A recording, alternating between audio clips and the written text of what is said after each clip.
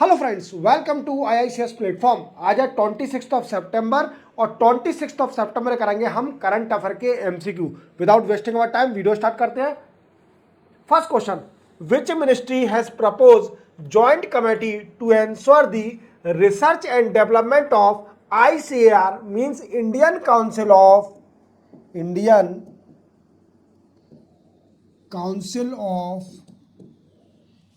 Agriculture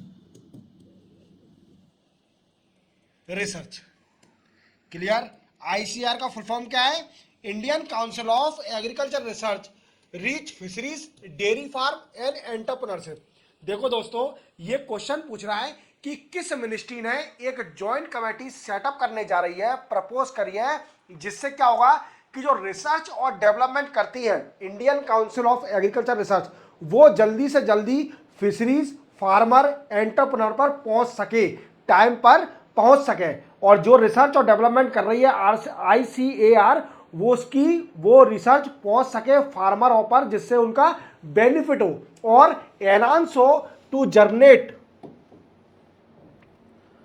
जर्नेट employment. तो आप पूरी तरह समझ गए होंगे कि इसका मेन मोटिव क्या है, कि ये बोल रहा है कि ministry of fisheries and animal husbandry and dairying, इसने क्या किया है, मैं फिर से बता देता हूं कि एक जॉइंट कमेटी प्रपोज की है।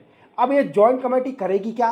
तो दोस्तों, Indian council of agriculture research, ये जो बॉडी है, ये जो रिसर्च बॉडी है, ये क्या करती है? कई सारे रिसर्च एंड डेवलपमेंट करती है related to fisheries, related to dairies, related to agriculture. अब क्या होता है, कभी कभी टाइम पर ये रिसर्च ग्रास रूट लेवल पर नहीं पहुंच पाती, तो इसको ग्रास रूट लेवल पर टाइम पर पहुंचाने के लिए एक जॉइंट कमेटी सेटअप करेगी ministry of fisheries, animal husbandry and dairy. Clear? चलते हैं नेक्स्ट क्वेश्चन पर। नेक्स्ट है, विच स्टेट लॉन्च बन्ना की scheme to support farmer and entrepreneurship. देखो, आप देख पा रहे होंगे, ये मिजोरम स्टेट ने एक स्कीम चालू करी है। क्या स्कीम स्टार्ट करी है? बन्ना की, और इसका नाम होता है हैंड हेल्ड स्कीम। अब दोस्तों, क्वेश्चन बनता है, इसका मेन एम क्या है? जो कि मिजोरम ने स्टार्ट करी है स्कीम, ये बन्ना की, इसका मेन एम क्या है? तो दोस्तों, इसका एम है कि फाइनेंशियल असिस्टेंस देना फार्मर को, एंटरप्रेन्योरशिप को, जिससे स्टेट की इकोनॉमिक ग्रोथ हो और सेल्फ सफिशिएंट स्टेट बने। जैसे कि बता देता हूं कि इसका फर्स्ट मोटिव है financial assistance provided to farmer and entrepreneurship। Clear?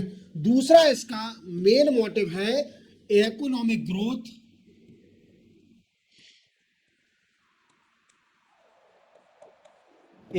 Growth, और सेल्फ सफिशिएंसी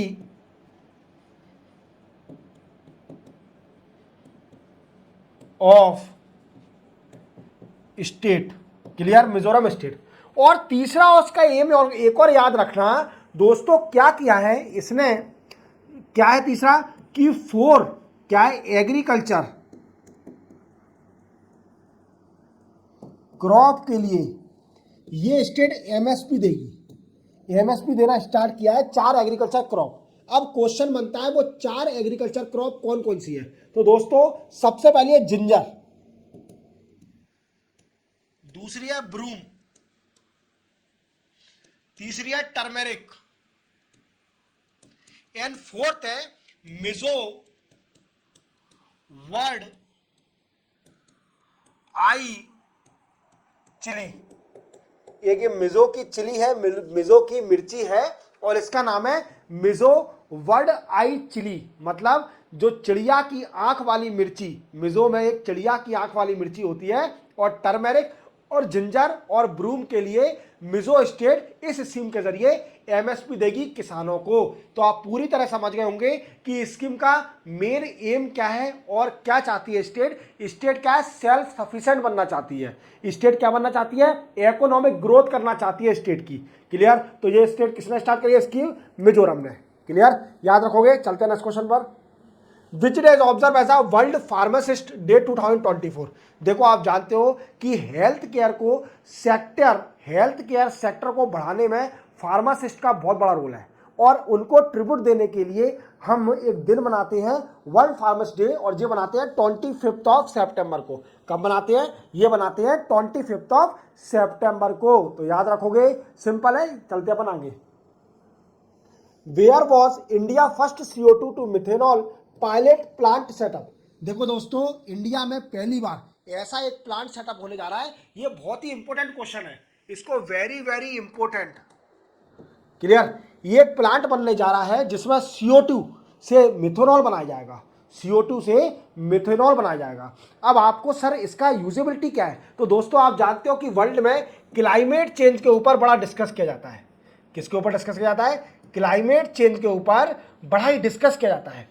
और आप जानते हो क्लाइमेट चेंज का मेजर फैक्टर है एक कार्बन। क्या है दोस्तों? Carbon is a major factor of climate change. और कार्बन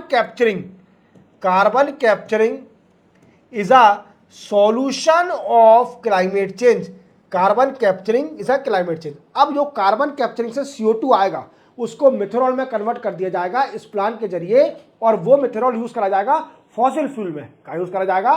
फॉसिल फ्यूल में। और ये प्लांट बनने जा रहा है दोस्तों पुणे में, इंडिया में पहली बार पुणे में। और इसकी कैपेसिटी और जान लीजिए, इसकी कैपेसिटी होगी 1.4 टन पर डे। देख रहे हो आप, ये 1.4 टन पर डे बनाएगा मिथेनॉल। तो देख रहे हो इंडिया कितना प्रोग्रेस करते जा रही है। इवन इंडिया में इतने अच्छे अच्छे प्लांट बन रहे हैं।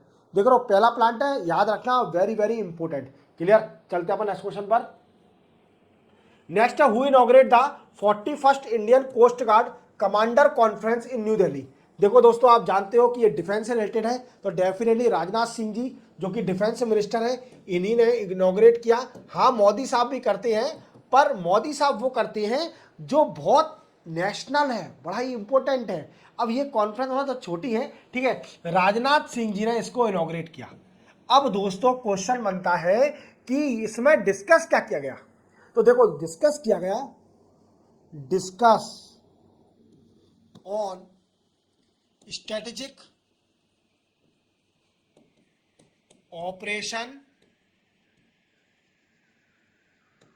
Administration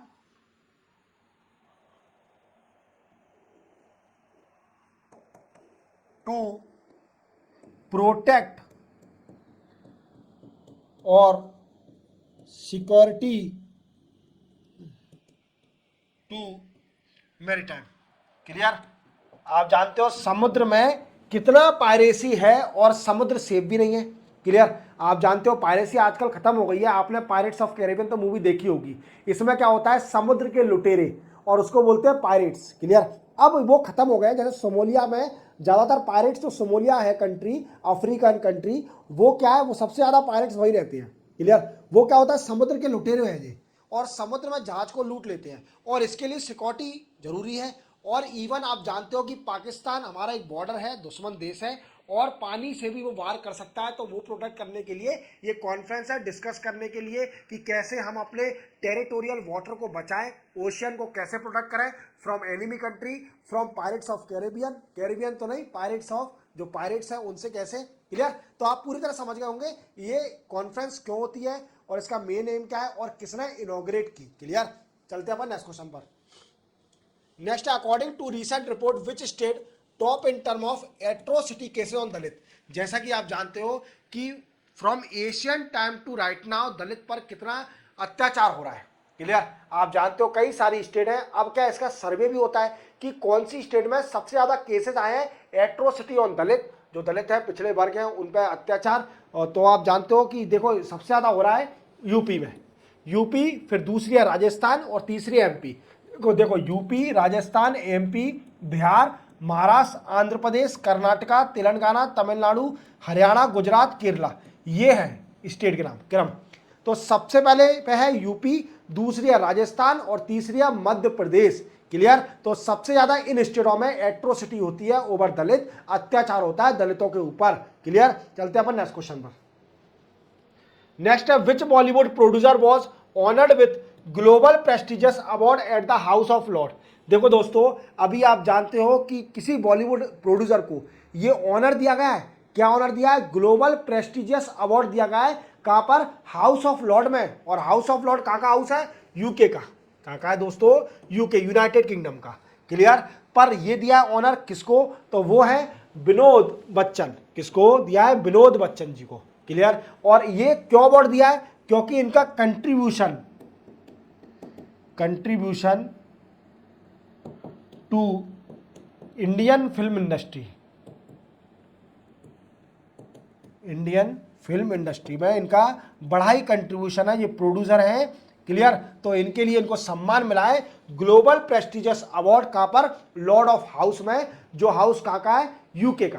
clear? याद रखोगे। चलते अपन नेक्स्ट क्वेश्चन पर। नेक्स्ट है, which country unveiled new and powerful suicide drone शहीद 136B? क्या है? शहीद 136B। तो दोस्तों ये लॉन्च किया है ईरान में। किसने? ईरान ने। और ये क्वेश्चन बनता है कि इसकी ऑपरेशनल लिमिट कितनी है, मैक्सिमम लिमिट? तो दोस्तों इसकी लिमिट है 4000 किलोमीटर। 4000 किलोमीटर। क्लियर? याद रखोगे। याद रखोगे तो इसकी ऑपरेशन लिमिट मैक्सिमम कितनी है? 4000 किलोमीटर। क्लियर? चलते हैं नेक्स्ट क्वेश्चन पर। Tata steel has commission India largest blast furnace in which state? देखो दोस्तों, जैसा कि आप जानते हो कि हमारा इंडिया भी नंबर मतलब one of the best producer of the steel, world में one of the best producer of the steel. अब क्या है, इंडिया में सबसे बड़ा फर्नेस सेटअप किया है टाटा स्टील ने।